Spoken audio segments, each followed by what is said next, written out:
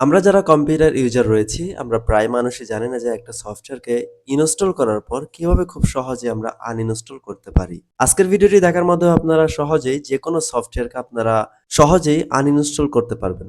আজকে আমি আপনাদেরকে কয়েকটি ওয়ে দেখায় দিব। আপনারা আপনাদের ইচ্ছা মতো যেটা আপনাদের পছন্দ হয় আপনারা ওই অনুযায়ী সফটওয়্যারকে আনইনস্টল করতে পারেন।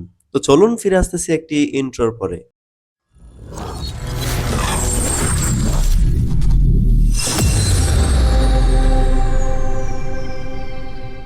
ওকে।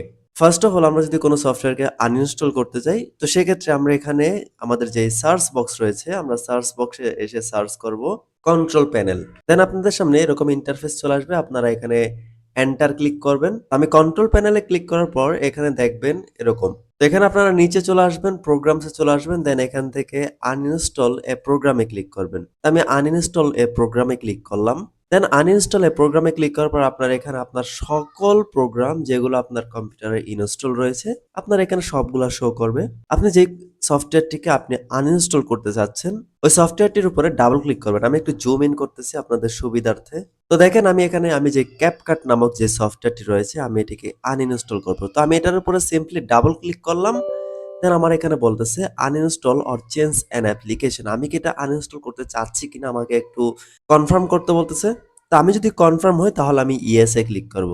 আমি ইয়েস এ ক্লিক করলাম। দেখেন আমার এখানে এটা খুব সহজেই আবারও আমাকে বলতেছে যে are you sure to uninstall CapCut. আমরা যদি ইয়েস হই তাহলে আমরা ওকে তে ক্লিক করব। আর যদি আনইনস্টল করতে না চাই আমরা ক্যানসেল এ ক্লিক করব। তো আমি এটা ক্যানসেল এ ক্লিক করলাম। আপনারা এভাবে এটার মাধ্যমে খুব সহজে আপনারা আনইনস্টল করতে পারেন। আমি যদি আরেকটি সফটওয়্যারকে আমরা আনইনস্টল করতে যাই, ধরুন আমি এখান থেকে টেলিগ্রাম নামক যে সফটওয়্যারটি রয়েছে আমি এটাকে আনইনস্টল করব। তো আমি এটার উপর ডাবল ক্লিক করলাম। সেম ভাবে আমাদের আগের মতো are you sure you want to completely remove Telegram Desktop, অর্থাৎ আমরা এটাকে কমপ্লিটলি আনইনস্টল করতে চাচ্ছি কিনা।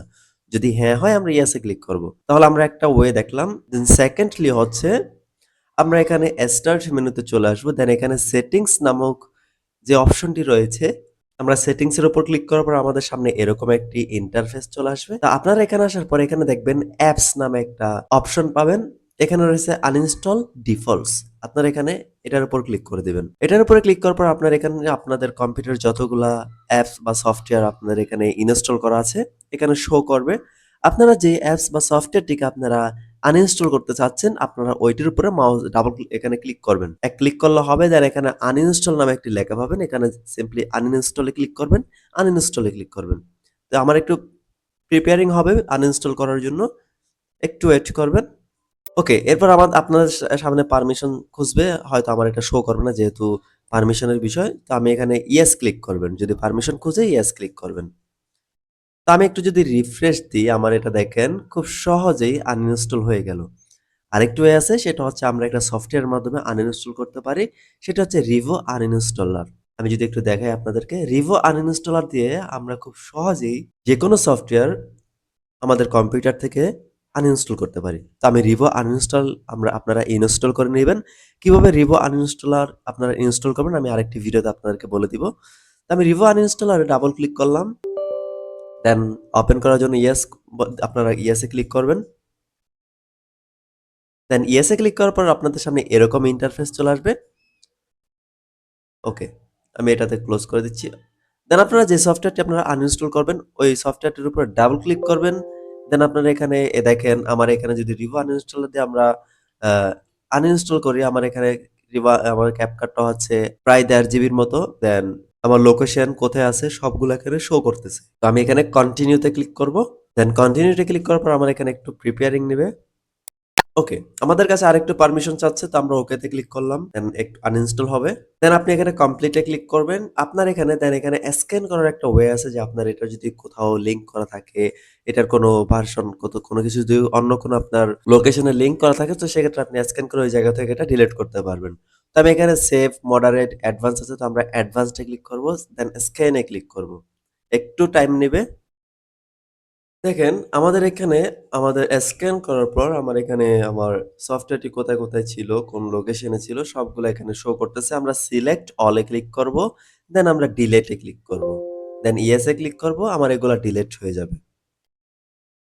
দেন আবার আমরা সিলেক্ট অল এ ক্লিক করব, দেন ডিলিট এ ক্লিক করব। যদি আপনাদের অপশন আসে আপনারা করবেন। দেন ইয়েস এ ক্লিক করলাম। দেন এগুলো আমাদের ফাইলগুলো ডিলিট হয়ে যাবে। দেন ডিলিট হওয়ার পর আমরা এখানে ফিনিশ এ ক্লিক করব।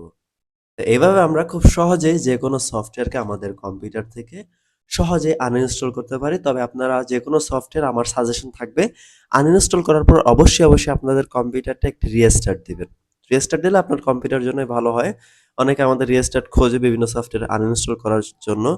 তো তো আমরা রিস্টার্ট দেই না, অনেকে রিস্টার্ট লেটার দেই। তো আপনারা যত তাড়াতাড়ি সম্ভব আপনারা রিস্টার্ট দিবেন। এটা আপনাদের কম্পিউটারের জন্য একটু ভালো হয়। তো আজকের টিউটোরিয়ালটি এতটুকুই। সবাই ভালো থাকবেন, সুস্থ থাকবেন। নেক্সট টিউটোরিয়ালের জন্য সবাই অপেক্ষা করবেন এবং অবশ্যই যারা চ্যানেল থেকে দেখতেছেন তারা চ্যানেলটিকে সাবস্ক্রাইব করে রাখবেন এবং যারা ফেসবুক পেজ থেকে দেখতেছেন তারা ফেসবুক পেজটিকে অবশ্যই ফলো দিয়ে রাখবেন। যাতে আমি নতুন ভিডিও আপলোড দেওয়ার সাথে আপনাদের সামনে চলে আসে।